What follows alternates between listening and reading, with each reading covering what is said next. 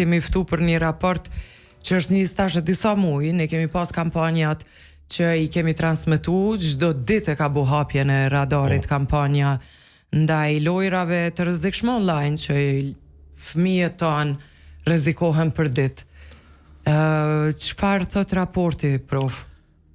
Zakonisht ne kur flasim për dukurit negative dhe kur supozojmë që diçka nuk është në rregull dhe dim që nuk është në rregull, atëherë na vijnë edhe dhanat shkencore në mënyrë që të vërtetohet dhe të shohim hapat të cilat do t'i marrim në vazhdim.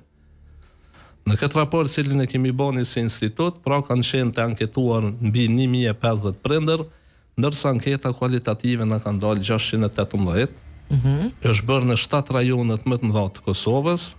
E kemi bërë me një pyetësor që ka përmbajtur 15 pyetje dhe mosha e fëmijëve për të cilin janë përgjigjur prindrit, jo fëmijët, ka qenë nga mosha 6 deri në moshën 17 vjeçare.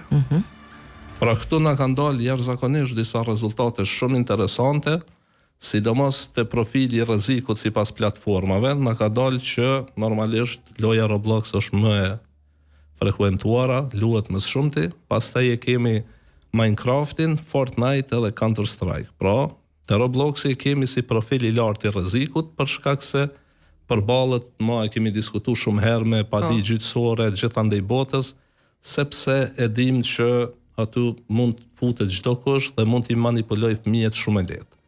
Më e lehta është parë që është Minecraft, sepse është një lojë ndoshta më e lehtë dhe nuk ka dhoma që krijohen vet, nuk ka dhoma me përmbajtje eksplicite, nuk ka dhoma të dhunshme. Dhe po ashtu e kemi edhe Fortnite-in edhe Counter-Strike, të cilët janë lojrat bagë të dhunshme. Mirë po, aty çka ka qenë më interesant është që fëmijët, edhe pse është një moshë e kufizuar për të luajtur Counter-Strike, pra një moshë madhore, ka shumë fëmijë që janë nën moshë, mirë po e luajnë atë lojë. Pra ky ka qenë një prej shqetësimeve më të mëdha të cilët e kanë cekur prindërit. Kjo Minecraft është lojë a mund t'ju lejojmë fëmijëve tonë? Është më e lehtë. Është më e lehtë edhe pse unë prap lojrat sandbox ku mund të komunikosh me personat pa njohur, nuk është që e preferoj prap luhen. Pra si lojë mund të jetë e parrezikshme, po mundësia e chatit mund t'i manipuloj fëmijët. Absolut. Pra një prej pyetjeve që ka qenë interesante është çfarë luajnë fëmijët, që është bërë prindërve. 30% kanë thënë që nuk e dinë, gjë që është shumë shqetësuese, për shkak se tregon që nuk e interes se çfarë është duke bërë fëmia yt. Counter-Strike thuan 5%, Fortnite 4.5%, Minecraftin 16% dhe normalisht prin Robloxi me 30.1%. Pra kjo është lojra më e luajtura, mirë po për mua shqetësuese nga kjo ka qenë që 30% e prindërve nuk e dinë se çfarë luajnë fëmijët e tyre. Nuk e di. Nuk e di. Nuk e di. Lojrat sipas moshës së fëmijës, prof. Robloxi, çfarë moshe e luan Robloxin? Këtu e kemi, domethënë, te Robloxi nga mosha 10 deri në moshën 13 vjeçare ka qenë që janë fëmijët e cilët e frekuentojnë më shumë, mirë po ka edhe nga mosha 7 deri në moshën 10 që Robloxi është ajo që prin më shumë me fëmijë të vegjël, ku mund të manipulohen më lehtë, dhe në këtë mënyrë pra duhet pasur jashtëzakonisht shumë kujdes për atë se çfarë bëjnë, me kom flasin, çfarë bisedojnë. Tash mund t'i shohim këtu edhe sa shpesh përdorë dhe sa gjatë luajnë, po i shkojmë kështu si në mënyrë si me rënditje, pra t'i shpalosim. Do me thonë 1 orë në ditë 7%, plus 5 orë 13%, 3 orë 16%, 2 deri në 3 orë 26% dhe 1 deri në 2 orë 16%. Pra, pajisjet cilat përdoren më shumë pra përdoret telefoni 32%, konzola 31%, PC-ja apo në kompjuter personal 28% dhe tableti përdoret 9% për të luajtur këto lojra. E kjo është shumë e rëndësishme tash kjo pyetja tjetër, me kën komunikon fëmia gjatë lojës. Do me thonë më të panjohur komunikojnë 15.5%. Nuk e di me kush janë ata. Nuk e di është 19.6%. Nuk e di. Me familjar 24.9% dhe me shok nga jeta reale 29.6%. Do me thonë adel që eksakt 25.9% e fëmijëve komunikojnë me të panjohur ose me persona që kanë kontakt vetëm online me ta. Dhe se din kush janë. Nuk e din kush janë. Po, gjë që është shqetësuese, pra nga 160 fëmijë, pra nga anketa kanë dalur që komunikojnë me persona që i njohin vetëm online. E kjo që është ende më interesant është se si komunikojnë. Do me thënë neve na del që me zë komunikojnë 21.7. Kjo është shqetësuese për shkak se në chat mund të ruhet chati, mund të kesh një kontroll mbi chatin se çfarë është biseduar, mirë po me zë është problem të kontrollohet se çfarë bisedohet. Në qoftë se nuk je i pranishëm, ti nuk e din se fëmia çfarë është duke biseduar me personin të cilin e ka në anën tjetër, në qoftë në vendin tonë, qoftë në vendet e botës, pra shumica e tyre komunikojnë me persona në gjuhën angleze, pra në vendet ndryshme të botës dhe mund të bijem prej e lloj-lloj manipulimi dhe shantazhi. A luajnë edhe vajzat, prof? A janë veç djem që... Jo, ka edhe vajza. Ka edhe vajza. Kjo është, do me thonë, anketa është bërë me ata prindër të cilët kanë treguar se sa ka vajza dhe djem të cilët i kanë në familje dhe mund të themi që ato ndoshta 45 me 55 luan vajza dhe djem. Okej. Kështu që çfarë kanë përjetuar fëmijët online? Kërkesa për të dhënat personale 3.4%, kërkesa për fotografit ju dërgohen fotografi 5.2%, përmbajtje pa përshtatshme, pra me përmbajtje qoftë foto nudo, qoftë përmbajtje eksplicite 6%, ftesa nga të panjohurit 8%, mesazhet të çuditshme 10%, mesazhe shqetësuese, pra të mesazhet shqetësuese hyn këtu edhe përveç mesazheve ofenduese janë edhe mesazhe shqetësuese ku ty të bën me fol keq për dikon, me mendu si me arrit një qëllim të caktuar, pra thjesht këto janë mesazhe shqetësuese për shkak se ato mund ta ndryshojnë mendjen dhe mund të ketë ndonjë nga ana juaj mund të ketë ndonjë intervenim për keq të themi të personat e tjerë. Thjesht është një koha një përqindje e madhe dhe bullizmi online prin me 34.1%, gjë që është aja vetëm ne e dim se sa bullizohen fëmija sot njëri tjetrin online, mirë po përmbajtja pa përshtatshme me 6% është koha shqetësuese për shkak se nëse ju jep materiale eksplicit, nëse ju dërgon foto nudo fëmijëve, është jashtëzakonisht shqetësuese. Dhe ju i keni pa këto përmbajtje? I kanë dërgu prindrit? Neve na kanë treguar prindrit përmes intervistave dhe anketës të cilën e kemi bë, po realisht fotot nuk i kena fotot të cilat nuk... Ata i kanë pa, prindrit i kanë pa fotografit?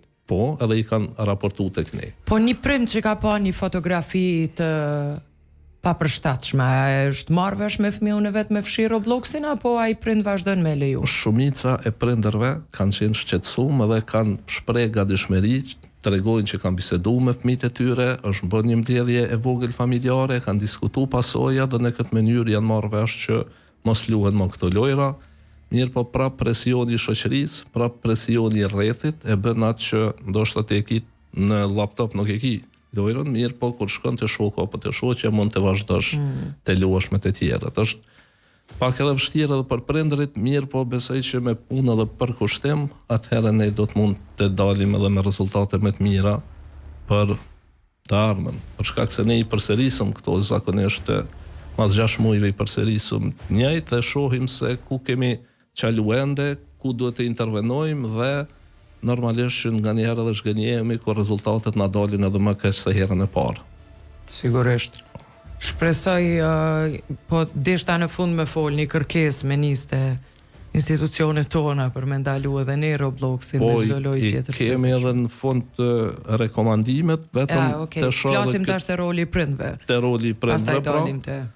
I kemi masat mbrojtëse të prindërve, kontrolloj her pas here, tregojmë prindrit është 1.6%, që është shumë e vogël. Kufizoj blerjet në lojë 2.3, për shkak se edhe ato mund të ketë mashtrime me llogari bankare, ku mund të dëmtohet edhe prindi. Kufizoj kontaktet me të panjohur është 8.4, përdor kontrolla prindërore 9.5, nuk di ti përdor kontrollet 11.8, bisedoj me fëmijën për këto, është 12.1, kontrolloj listën e kontakteve 15.5, nuk përdor masa të veçanta 19.9 dhe kufizoj kohën e përdorimit 18.8. Na del në përgjithësi që 31.7% e prindërve nuk përdorin masa të veçanta ose nuk dinë si ti përdorin kontrollet prindërore. Pra kjo është një prej rekomandimeve të cilën do e thojmë më vonë, se duhet të kemi kujdes edhe si duhet të përdoren kontrollet prindërore. Ndoshta edhe ne duhet t'i tregojmë disa forma se si... Ajo se çfarë prindërit kërkojnë nga ne dhe institucionet e tjera është udhëzime për kontrollet prindërore, që të dinë t'i përdorin, udhëzues praktik për prindër, trajnime për prindër, këshillim nga ekspertët, informacione nga shkolla, video edukative të cilën Radio Dugagjini ka dhënë çdo ditë, dhe platformë për raportim rastësh. Është shumë e rëndësishme që të ketë në mënyrë institucionale një platformë ku do të raportohen rastet në mënyrë anonime dhe të intervenohet për shkak se ka dhe persona të cilat ndoshta nuk dëshirojnë të ekspozojnë veten, nuk dëshirojnë të shohin të tjerat. Mirë po, besoj që një platformë të cilën do ta krijonin institucionet do t'ju ndihmonte të gjithëve.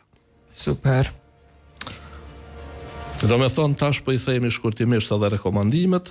Pra për prindërit, rekomandim që del nga instituti dhe analizat që i kemi bë, bisedoni rregullisht me fëmijën, fikni bisedën gjithsesi me persona të panjohur. Mos i lani me voice chat të komunikojnë dhe mësoni se si të aktivizohen kontrollet prindërore. Ka shumë edhe në YouTube, në për platformat e tilla ku mund t'i shohim dhe t'i përdorin shumë e lehtë.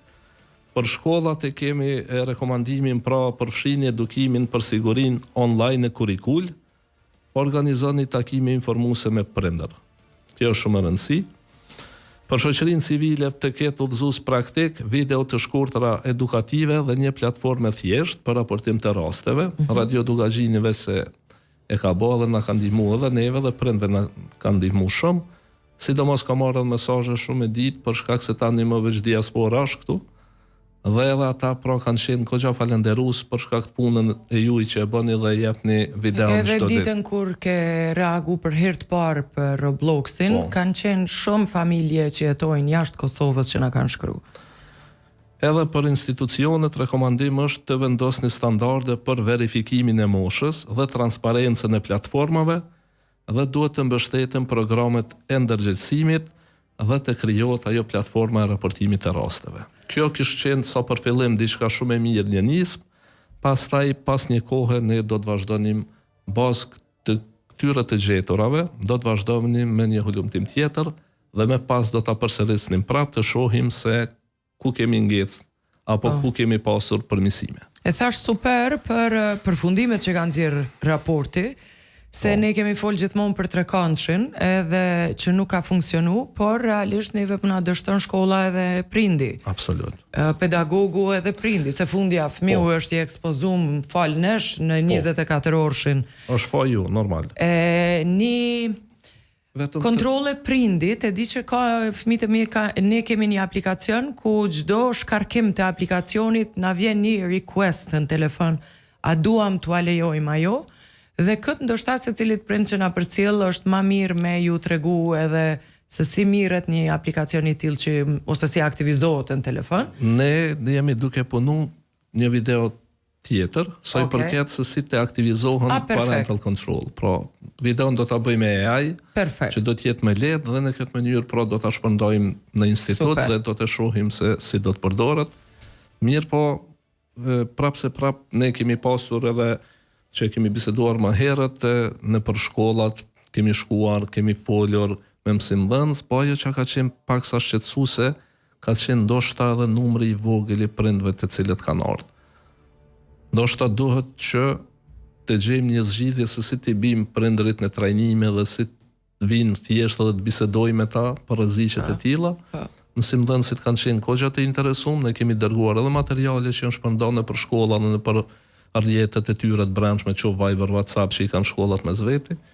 Mirë po, për mu prapse para primare është me pas prindin pranishëm atë ku flitet për lojra tilla.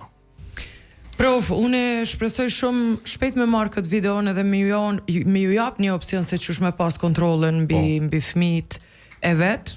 Po shoh që në YouTube po japin secili shembujt e fëmijëve që kam pas, janë po gjithmonë e kemi thënë, edhe profa muaj më parë ka thënë që efektet ose ndikimin e parë të fëmiu është ma të tërhequr, është ma nervoz, nuk është i socializu, ma është pikpyetja parë që duheni me pas dhe me fillu një kontroll të fëmijët, se është gjithsesi nga një lojë në telefon dhe jo nga fryma familjare. Po. E shohim se fëmia është në farë mënyrë bëhet edhe paranojak, mos besues ndaj tjerëve për shkak se ka përjetuar diçka brenda lojës, edhe në këtë mënyrë mendon që mos po ndodh diçka, mos e ka kuptuar dikur çka ka ndodhur. Këto janë shenjat e para dhe mos hezitoni me bisedu me ta, mos hezitoni me kontaktu profesionistat. Fëmia juaj është primare, çdo gjë tjetër është sekondare. Fundja edhe ne si princ mund t'ja dalim pa u bo bashkë të gjithë prindërit, sepse pastaj shoqënia po i largon. Çka është me rëndësi të madhe që asnjëri s'do donim të luanim një lojë ku ka vrasje, ku ka therje, mos s'kishim dashur fëmijët tanë me ushqyme ato skena. Merrni fëmin, delni natyrë, mos ne kanë shishuj, lagnë njëri tjetrin, bëni lojrat verore. Këto kanë me qenë shumë Detoksi digital ishte një prej informacioneve, studimeve që e pata javën e kalume. Hapi parë është me shku në dhomat e gjumit pa telefona dhe një ditë e javës me abo vetës pa telefon. Hapi i parë që duhet ta bëjmë. Edhe ne, edhe fëmijët tanë. Faleminderit prof shumë për këtë studim, faleminderit për kontributin tënd ndaj komunitetit. Juve që na përkrahni vazhdimisht. Ishte shumë kënaqësi, krah jush do t'jemi gjithmonë për të mirën e fëmijëve tonë, gjeneratës që e pret ky vend. E kemi obligim, pra që fëmijët na rriten në një ambient të shëndosh, por ne të cilët pra ja dojnë të mirën kësaj shoqërie. Faleminderit. Faleminderit juve.